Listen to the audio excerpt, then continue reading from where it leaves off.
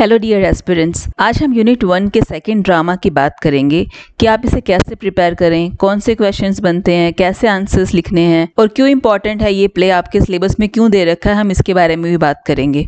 मुझे बहुत सारे मेल्स आए हैं regarding queries on selection of questions in the subjective notes कि हमने कैसे इन क्वेश्चंस को फ्रेम किया है। एचपीएससी ने सब्जेक्टिव एग्जाम इस बार इंट्रोड्यूस किया है, लेकिन जो ये टेक्स्ट हैं ये तो बहुत सालों से बैचलर और मास्टर्स में ऑलरेडी सिलेबस का पार्ट है, तो उसी फ्रीक्वेंसी और इम्पोर्टेंस के अकॉर्डिंग हमने इन क्वेश्चंस को फ्रेम करा है। जो रिपीटेड क्वेश्चंस होते हैं उनका पता चल जाता है, क्वेश्चन पेपर देखने से पता चल जाता है। जब हमारे पास क्वेश्चन पेपर बनने आते हैं तो पता चल जाता है कि क्या इंपॉर्टेंट है, कैसे बनाएं। जो एक चीज क्वेश्चन पेपर बनाने वाले के दिमाग में होती है वो ये होती है कि हम वो क्वेश्चंस पूछे जिससे ये मालूम पड़े कि स्टूडेंट्स को इस टेक्स्ट की कितनी अच्छी अंडरस्टैंडिंग हुई है। और इसके अलावा भी यूपीएससी के एग्जाम्स में जो इंग्लिश में सब्जेक्टिव पेपर में क्वेश्चंस आते रहे हैं उनसे भी आइडिया लग जाता है कि क्या इंपॉर्टेंट है और कौन से रिपीटेड क्वेश्चंस बनते हैं। और इन सबसे भी ज्यादा हमें टेक्स्ट को पढ़कर या पढ़ाकर आइडिया मिल जाता है कि इस टेक्स्ट को सिलेबस में इंट्रोड्यूस करके हमें क्या समझाने की कोशिश की गई है। जैसे एडिपस रेक्स को सिलेबस में क्यों पढ़ाया जाता है, ताकि हमें ग्रीक ड्रामा से इंट्रोड्यूस किया जा सके, ग्रीक मिथोलॉजीज के बारे में हमें जानने को मिले। जैसे हम इंडियन मिथोलॉजीज के बारे में जानते हैं, वैसे ही इंग्लिश लिटरेचर को समझने के लिए ग्रीक मिथोलॉजी, क्रिश्चियन मिथोलॉजी, इन दोनों की नॉलेज आपके पास होनी चाहिए। इसी के साथ ट्रेजेडी क्या होती है, उसके क्या कैरेक्टरिस्टिक्स हैं, ट्रैजिक हीरो क्या होता है, ट्रैजिक फोल क्या होता है, एरिस्टोटल का सारा पोएटिक्स में जो जो वर्ड्स या टर्म्स यूज हुई हैं ट्रेजेडी को समझाने के लिए, वो सब हम एडिपस रेक्स के थ्रू समझ सकते हैं। आज के लेक्चर में हम पर्टिकुलरली कालिदास की अभिज्ञान शकुंतलम के बारे में बात करेंगे। तो पहले हम बात करेंगे कि टेक्स्ट को प्रिपेयर कैसे किया जाए। आप टेक्स्ट को रीड कर सकते हैं, कोई बहुत बड़ा टेक्स्ट नहीं है, 1.5 डे में आप इसको कंप्लीट कर सकते हैं। तो आप अगर टेक्स्ट को रीड करते हैं तो आपको बहुत अच्छे से टेक्स्ट के माइनर, मेजर कैरेक्टर, सारे इंसिडेंट्स, इन सब की नॉलेज हो जाएगी। अगर आपको लगता है कि टेक्स्ट पढ़ने का टाइम नहीं है या फिर आप इसका कोई अडप्टेड वर्जन देखकर ही इसके बारे में समझ सकते हैं, तो आप इसका अडप्टेड वर्जन भी देख सकते हैं। आप 1943 की फिल्म शकुंतला भी देख सकते हैं। ये फिल्म अपने विजुअल स्टाइल और फेथफुल स्टोरी टेलिंग के लिए बहुत फेमस हुई थी। इस स्टोरी से आपको शकुंतला प्ले में क्या हुआ था वो सारे इंसिडेंट्स के बारे में आइडिया मिल जाएगा। 2001 का एक टीवी सीरियल भी था शकुंतला बाय रामानंद सागर, आप उसको भी देख सकते हैं। उसमें कुछ एपिसोड्स हैं, आप उसके थ्रू इस टेक्स्ट को समझ सकते हैं। इसके अलावा अगर आप क्रिटिकल रीडिंग में बिलीव करते हैं तो आप चित्रा बैनर्जी की शकुंतला भी पढ़ सकते हैं। ये मॉडर्न रीटेलिंग है इस स्टोरी की, जिसमें शकुंतला को एक फेमिनिस्ट रीइंटरप्रिटेशन से दिखाया गया है। ग्राफिक नॉवेल्स पढ़ना पसंद करते हैं तो फिर आप अमर चित्र कथा में भी स्टोरी को पढ़ सकते हैं। आप सेकेंडरी सोर्सेज से इन टेक्स्ट को पढ़ सकते हैं। जैसे किसी का अच्छा लिखा हुआ आपने पेपर उठा के देख लिया, जैसे किसी का पेपर मैंने भी ओपन कर रखा है, इसमें use of myths in Shakuntala by Kalidas के ऊपर इन्होंने पेपर लिखा है। और इसमें जो इंडियन मिथोलॉजी के रेफरेंसेस यूज हुए हैं शकुंतला में, वो सारे आपको यहाँ से पढ़ने को मिल जाएंगे। तो अगर आपको सेकेंडरी सोर्सेज के थ्रू शकुंतला को समझना है, ये भी बहुत अच्छा ऑप्शन है उस स्टोरी को क्रिटिकली समझने का। जब आपको टेक्स्ट समझ में आएगा तो आपको इंपॉर्टेंट क्वेश्चंस के बारे में ही पता चल जाएगा। आप आंसर राइटिंग की प्रैक्टिस करना स्टार्ट करिए। 10 मिनट में एक आंसर लिख कर देखिए।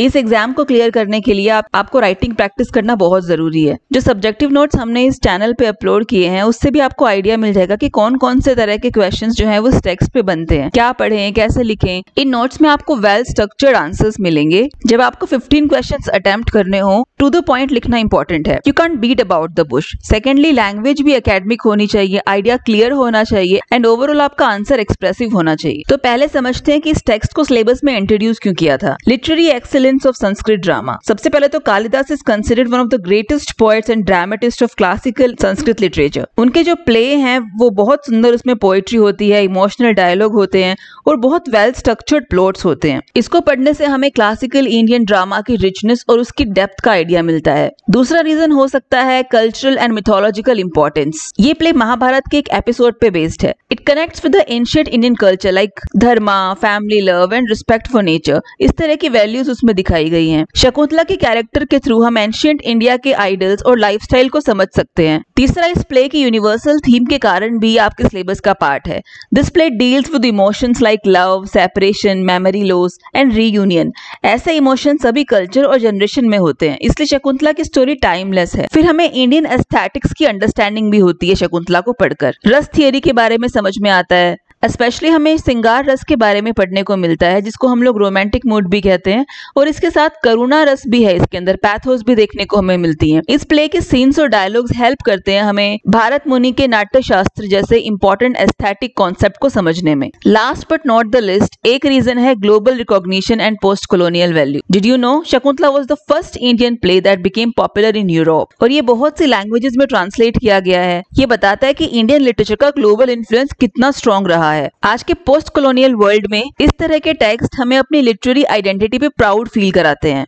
अगर हम शॉर्ट में बात करें तो कालिदास की शकुंतला सिर्फ एक स्टोरी नहीं है, ये पोइट्री है, कल्चर है, हिस्ट्री है, इमोशन है, आइडेंटिटी है, एंड ऑल इन वन। तो पहले आपको इस टेक्स्ट की वैल्यू समझनी है और फिर हम इसके इंपॉर्टेंट क्वेश्चंस के बारे में समझेंगे। अभिज्ञान शकुंतलम हमारा सेकंड प्ले है आफ्टर इडिपस रेक्स, और ये 6 क्वेश्चन से स्टार्ट होता है। मतलब 5 क्वेश्चन जो है वो इडिपस रेक्स के ऊपर है, और 6th क्वेश्चन से अभिज्ञान शकुंतलम पे जो इंपॉर्टेंट क्वेश्चन बनते हैं वो स्टार्ट होते हैं। So question number 6 है, critically analyze the role of memory and recognition in Abhigyan Shakuntalam. How does Kalidas utilize these motives to structure the narrative and develop the central conflict? Memory और recognition ये दो बहुत important part हैं इस play के। English में जब इस प्ले को ट्रांसलेट किया गया तो उसको एक सब टाइटल दिया गया, द रिकॉग्निशन ऑफ शकुंतला। तो यहाँ से हम समझ सकते हैं कि कितना इंपॉर्टेंट रोल प्ले करते हैं मेमोरी एंड रिकॉग्निशन इस प्ले में। मैं आपको ये आंसर पढ़ के सुनाती हूँ कि आप इस तरह से अपने आंसर्स बना के लिख सकते हैं। ये एक मॉडल आंसर है, अप्रोक्सीमेटली 300 वर्ड्स का ये आंसर है। टू द पॉइंट बात की गई है, एकेडमिक लैंग्वेज है और क्लियर एक्सप्लेनेशन है। इन Abhijnana Shakuntalam, memory and recognition are pivotal motives that drive the plot and underscore the emotional and moral dilemmas faced by the characters. The title itself, translating to the recognition of Shakuntala, foregrounds the significance of these themes. The central conflict arises when Shakuntala, lost in thought of her beloved Dushyant, fails to greet the sage Durvasa, who curses her, causing Dushyant to forget her existence. This curse introduced the theme of forgotten love and the pain of unrecognized bonds. The loss of the signet ring, a token of their union, further complicates the situation, symbolizing the fragility of memory and the tangible links that binds relationships. तो अब तक हमने इस answer में ये बताया है कि अभिज्ञान शकुंतलम में मेमोरी और रिकॉग्निशन एक इंपॉर्टेंट मोटिव की तरह काम करता है। ये प्लॉट को आगे चलाता है और सारे कैरेक्टर के इमोशनल और मॉरल डिलेमास जो है वो इन दो चीजों के कारण ही हो रहे हैं। Kalidas structures the narrative around the eventful restoration of memory and recognition. The rediscovery of the ring leads to Dushyant's recognition of Shakuntala, culminating in their reunion. The progression from forgetfulness to remembrance not only resolves the plot but also reflects the play's exploration of human emotions, the consequences of action, and the redemptive power of love. Thus, memory and recognition are not merely narrative devices but central themes that explore the complexities of human relationships and interplay between fate and personal responsibility. तो narrative को structure करने में ये motives क्या help करते हैं, हमने इस आंसर में उसकी बात की है। आपको एक टेक्स्ट के ऊपर एक ही क्वेश्चन लिखना है, इसलिए आप इन सारे क्वेश्चन आंसर्स को ध्यान से पढ़िए। आप इनमें जो लैंग्वेज लिखी हुई है उसको अपना एक क्वेश्चन फ्रेम करने में यूज कर सकते हैं। Discuss the significance of nature in Abhijnana Shakuntalam. How does Kalidas portray the relationship between humans and natural world. Nature का बहुत इंपॉर्टेंट रोल है इस प्ले में, क्योंकि हर्मिटेज की बात की गई है। हर्मिटेज जो है वो फॉरेस्ट में होते हैं। इस पूरे प्ले की जो सेटिंग है वो बहुत क्लोज टू नेचर है। तीसरा क्वेश्चन इस पे बनता है, evaluate the character of king Dushyant in Abhijnana Shakuntalam. How does Kalidas portray his virtue and his flaws and what is his role in conveying the play's moral and emotional theme। एक character based question बनाया है हमने। बाकी question आप in note से पढ़ सकते हैं। आप चाहें तो हमें मेल कर सकते हैं, हम आपको मेल पे एक डेमो पीडीएफ सेंड कर देंगे। इन नोट्स में एचपीएससी ने जो सिलेबस प्रिस्क्राइब करा है उसके अकॉर्डिंग सारे टॉपिक्स के ऊपर हमने क्वेश्चंस बनाए हुए हैं। जो टेक्स्ट छोटा है उस पर थोड़े छोटे आंसर्स हैं, कम क्वेश्चंस हैं।